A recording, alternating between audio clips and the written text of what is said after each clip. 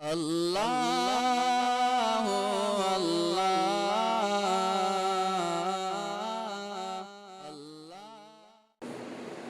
الحمد للہ رب العالمین والصلاة والسلام علی سید الانبیاء والمرسلین اما بعد فاعوذ باللہ من الشیطان الرجیم بسم اللہ الرحمن الرحیم وَإِذَا مَرِضْتُ فَهُوَ يَشْفِينِ وقال النبی صلی اللہ علیہ وسلم ما انزل اللہ داء الا انزل اللہ لہ شفاء صدق اللہ العظیم۔ میرے محترم بزرگوں، ساتھیوں اور معزز خواتین، اس وقت ساری دنیا اور خصوصاً ہمارا ملک مرض، وبا اور بیماریوں سے گزر رہا ہے۔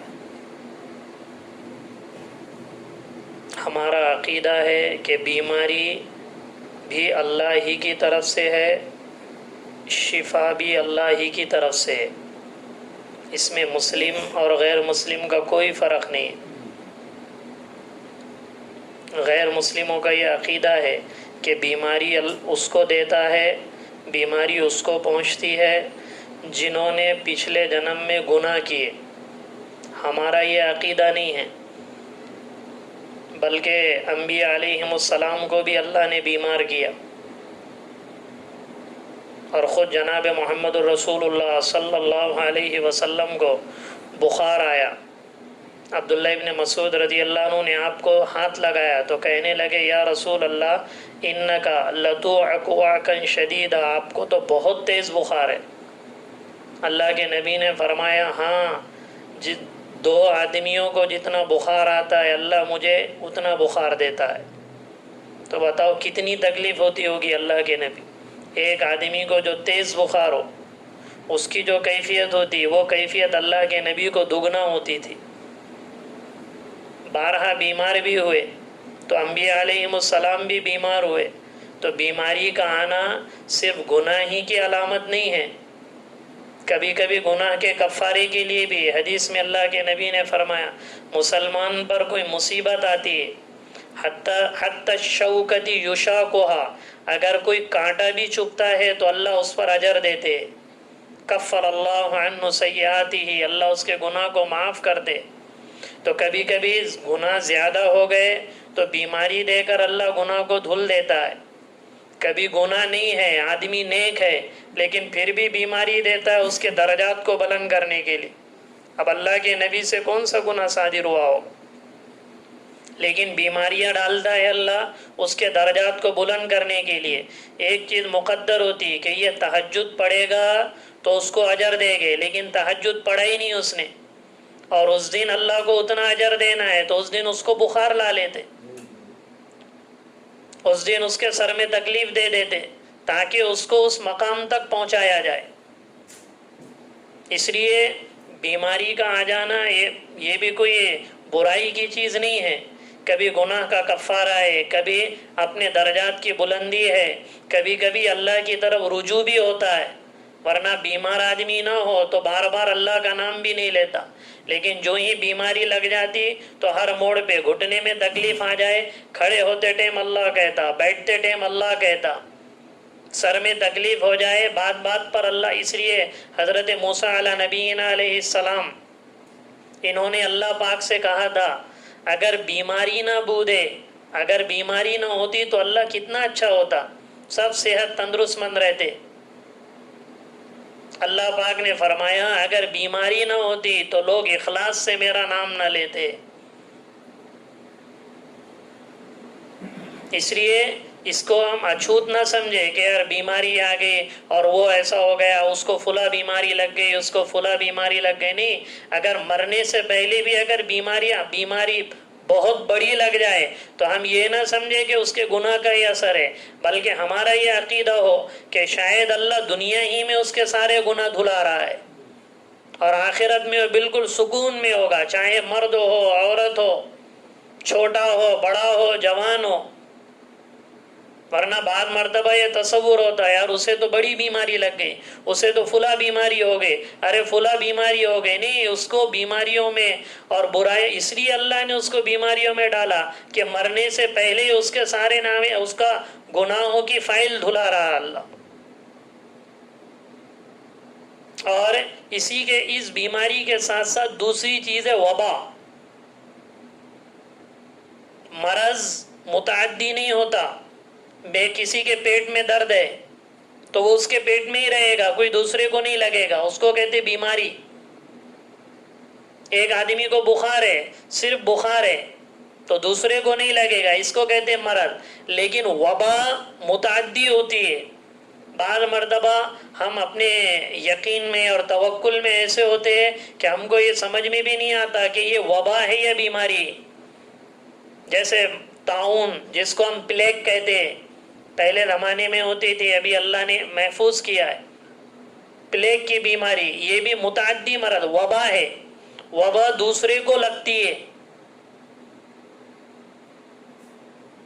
کتنی مرتبہ روایتوں میں خود اللہ کے نام جزام کی بیماری، اللہ کے نبی نے فرمایا فر من المجزومی کما تفر من الاسد. جزامی آدمی کو دیکھو تو ایسا بھاگو جیسے شیر سے بھاگتے ہو. جزامی کس کو کہتے ہیں؟ جس کو بہت زیادہ سوزش ہو جائے بدن میں اور پھر اس کی انگلیاں کٹ کر گوشت گرنا شروع ہو جائے. اللہ ہم سب کی حفاظت فرمائے.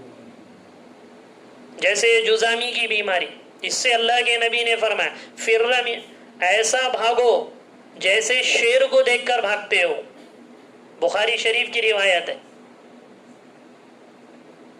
کچھ صحابہ آئے، کچھ لوگ آئے، وفد آئے اللہ کے نبی کی خدمت میں، اور ایک آدمی بہت زیادہ بیمار تھا، اسی کو غالباً جزامی یا کوئی اور مرض تھا. تو سب نے اللہ کے نبی سے مصافحہ کیا، لیکن وہ جب بڑھنے لگے تو اللہ کے نبی نے فرمایا تم مصافحہ مت کرو، تمہارا دیکھنا ہی میرے لیے کافی ہے. تو بعض مرتبہ بیماریاں ایسے، طاعون کا مرض، ہاں عقیدہ ہمارا یہی ہو کہ اگر ہم کو بیماری آئے گی تو وہ اللہ ہی کی طرف سے آئے گی، کیونکہ بیماریوں کے خزانے بھی اللہ کی طرف ہے، اللہ کے پاس ہے. ہم یہ کہتے ہیں نئی بیماری آ رہی، نئی بیماریاں، ارے نئی بیماریاں بھی اللہ کے خزانے سے آ رہی ہے. اور اللہ نے ہر بیماری کے لیے شفا رکھا ہے. یہ اور بات ہے کہ ہم کو پتہ نہیں چلتا کتنے ایسے. لیکن عقیدہ یہ ہو، یقین یہ ہو کہ اللہ ہی کی طرف سے آئیے. لیکن وبائی مرض میں احتیاط ضروری ہے. جیسے خارش کی بیماری، کھجلی جس کو کہتے، یہ بھی ایک سے دوسرے کو لگتی، لیکن یقین یہ ہو کہ مجھے اس کی وجہ سے نہیں لگی ہے، وہ اللہ نے مجھ پر ڈالا ہے. اللہ کے نبی نے یہ عقیدے سدھارے. ہمارا بھی عقیدہ وبائی امراض میں یہ ہو کہ جتنے لوگ بیمار ہو رہے تو کسی کے لگنے سے نہیں ہو رہے، بلکہ ڈائریکٹ اللہ مجھ پر بیماری ڈال رہا ہے. لیکن احتیاط ضروری ہے، یقین اور عقیدہ صحیح ہو. عقیدے کے سلسلے میں اللہ کے نبی نے فرمایا لا عدوہ ولا طیرۃ ولا سفر، کہ اسلام میں بیماری ایک دوسرے کو نہیں لگتی. یہ عقیدہ بنانے کے لیے اللہ کے نبی نے کہا کہ سب کچھ اللہ کی طرف سے. جب یہ کہا اللہ کے نبی نے تو ایک صحابی نے کہا یا رسول اللہ، ہم عرب کے ریگستان میں اونٹ چراتے اور ہمارے اونٹ کانہ الظبا، اتنا دوڑتے ہیں جیسے ہرنیاں دوڑتی ہے. لیکن ایک خارش کھجلی والا اونٹ اگر ہمارے اونٹوں میں داخل ہو جاتا ہے تو سب کو کھجلی لگ جاتی ہے، پورے ہمارے اونٹ لاغر اور کمزور ہو جاتے ہیں. آپ کہہ رہے ہیں کہ بیماری اس کو اس سے نہیں لگتی، تو پھر یہ اونٹ جب ہمارے اونٹوں میں داخل ہو جاتا ہے تو ہمارے اونٹ خارج زدہ کیوں ہو جاتے؟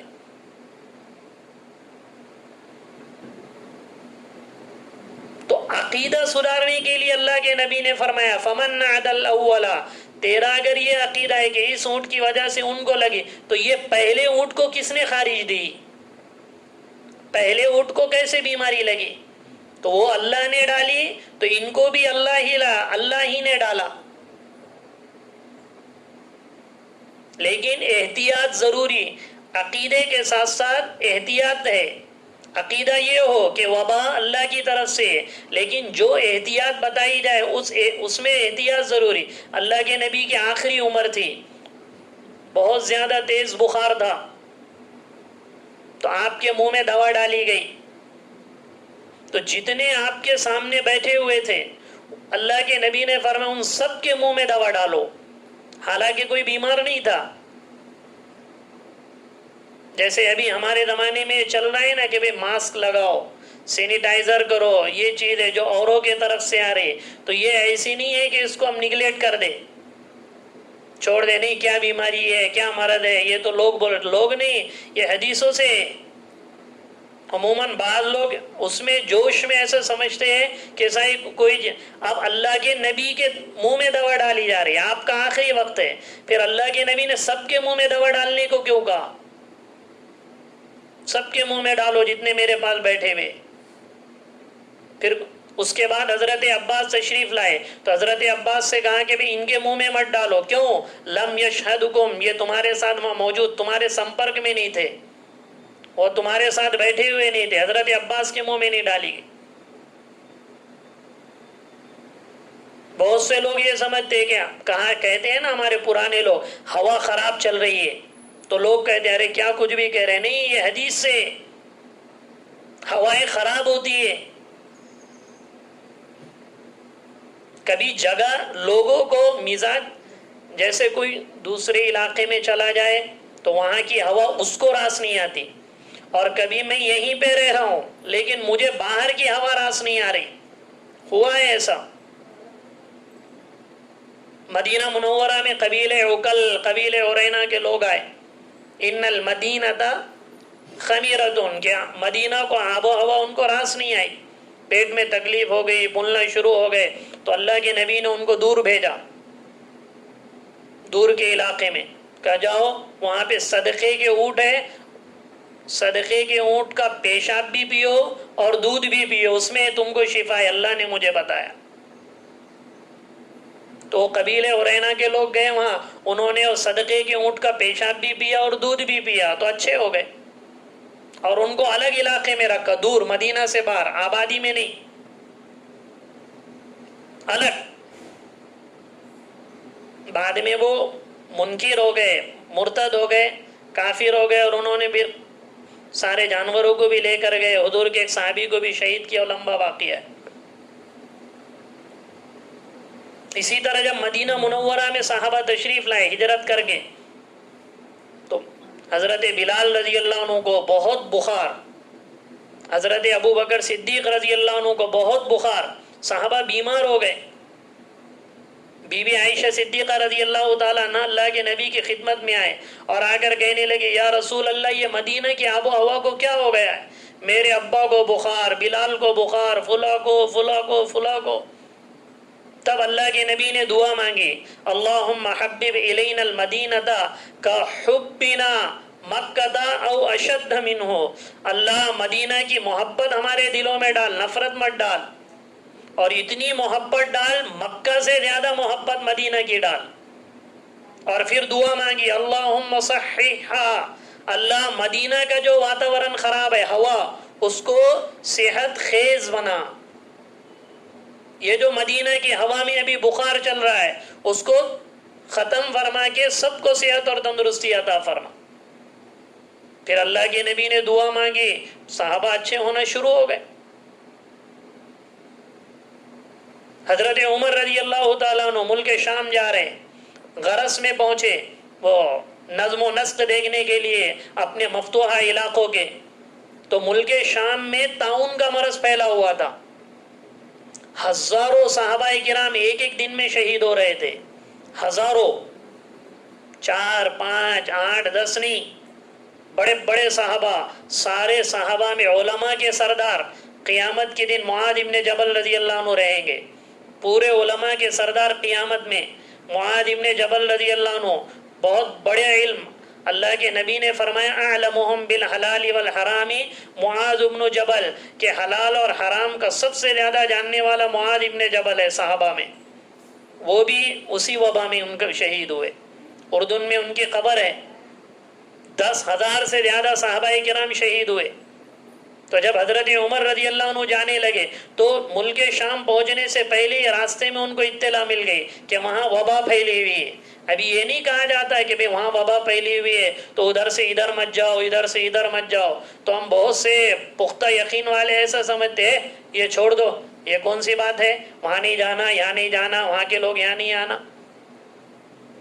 جب حضرت عمر رضی اللہ عنہ پہنچے تو کہنے لگے وہاں وبا پھیلی ہوئی ہے، آپ تشریف مت لے جائیے، آپ کے ساتھ بڑے بڑے صحابہ ہیں۔ حضرت عمر نے کہا مشورہ کیا، مہاجرین کو بلاؤ، انصار کو بلاؤ۔ بعض کہنے لگے آپ کو جانا چاہیے، بعض صحابہ کہنے لگے آپ کو نہیں جانا چاہیے، لیکن بڑے بڑے صحابہ کہنے لگے نہیں نہیں آپ کو واپس جانا چاہیے، آپ تشریف مت لے جائیے وہاں، کیونکہ حدیث میں اللہ کے نبی نے فرمایا کہ کہیں طاعون کی وبا پھیلی ہوئی ہے تو تم وہاں مت جاؤ، اور جہاں پر پھیلی وہاں کے لوگ دوسری جگہ مت آؤ، کیونکہ پھر عقیدہ بگڑ جائے گا۔ اس کو کہتے احتیاط۔ عقیدہ تو یہی ہے کہ ہر چیز اللہ کی طرف سے۔ تو حضرت عمر رضی اللہ تعالیٰ عنہ نے بہت غور و خوض کیا کہ حضرت عمر تھے، وہ کوئی معمولی آدمی نہیں تھے۔ پھر حضرت عمر نے اعلان کیا صبح میں ہم واپس مدینہ جا رہے۔ تو ابو عبیدہ ابن الجراح رضی اللہ عنہ نے فرمایا فرارا من قدر اللہ، کیا اللہ کی تقدیر سے بھاگ رہے ہو؟ انہوں نے یقین کی بات کی۔ تب حضرت عمر رضی اللہ عنہ نے ان کو سمجھایا ہاں افروا من قدر اللہ الی قدر اللہ، میں اللہ کی تقدیر سے اللہ کی تقدیر کی طرف بھاگ رہا ہوں، میں اللہ کی تقدیر سے اللہ کی تقدیر کی طرف بھاگ رہا ہوں۔ پھر حضرت عمر رضی اللہ تعالیٰ عنہ نے مثال لے کر سمجھایا کہ اگر تم اپنے اونٹ کو، یہ بخاری شریف میں، اگر تم اپنے اونٹ کو لے کر جا رہے ہو، ایک طرف ہریالی ہے اور ایک طرف سوکھا ہے، تو اپنے اونٹ کو کہاں پر لے جاؤ گے؟ ہریالی کی طرف یا سوکھے پن کی طرف؟